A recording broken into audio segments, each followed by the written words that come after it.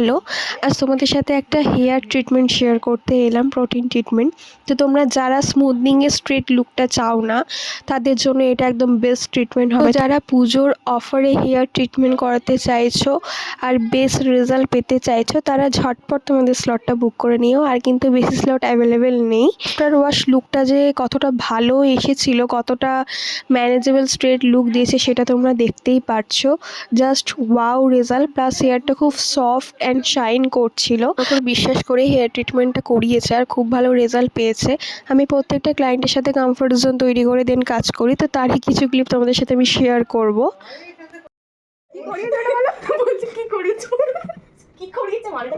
একটা hair treatment করিয়েছে, বোটোপ্লাস্টিয়া treatment.